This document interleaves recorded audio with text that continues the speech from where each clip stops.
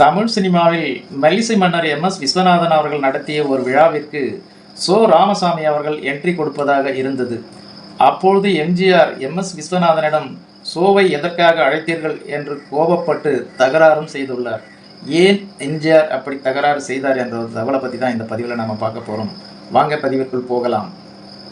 தமிழ் சினிமாவிலும் அரசியலிலும் தனி இடம் பிடித்து தனக்கென தனி ரசிகர்கள் பட்டாளத்தை ஏற்படுத்தி கொண்டவர்தான் எம்ஜிஆர். நாடக நடிகராக இருந்து சினிமாவில் துணை நடிகராக அறிமுகமான இவர் 10 வருட போராட்டத்திற்கு பிறகு ஹீரோவாக உயர்ந்து பல வெற்றி படங்களை கொடுத்துள்ளார். தொடக்கத்தில் தன்னுடன் இணைந்து நடிக்க தயங்கிய பலரையும் பின்னாளில் தன்னுடன் இணைந்து நடிக்க வேண்டும் என்று விரும்பக்கூடிய ஒரு நபராக மாறினார். அதேபோல் எழுத்தாளர், இயக்குனர், கதாசிரியர், நடிகர், பத்திரிகையாளர், அரசியல் விமர்சகர் என பன்முக திறமை கொண்டவர் சோ. ராமசாமி அவர்கள்.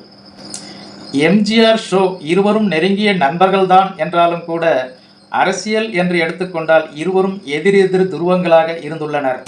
அந்த காலகட்டத்தில் இசையமைப்பாளர் எம்.எஸ். விஸ்வநாதன் தனது குருநாதர் எஸ்.எம். சுப்பையா நாயுடுவுக்கு ஒரு விழா நடத்த முடிவு செய்து எம்ஜிஆர் மற்றும் சிவாஜி இருவரிடமும் டேட்ஸ் வாங்கி வைத்துள்ளார்.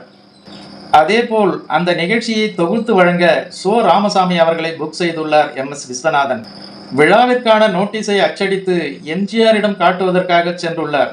அப்போது மதுரையை மீட்ட சுந்தரபாண்டியன் படத்தின் படப்பிடிப்பில் இருந்த எம்ஜிஆரை சந்தித்த எம்.எஸ். விஸ்வநாதன் நோட்டீஸை கொடுத்துள்ளார். இந்த நிகழ்ச்சியில் சோ. ராமசாமி கலந்து கொள்கிறார் என்பதை பார்த்து அதிர்ச்சி அடைந்துள்ளார்.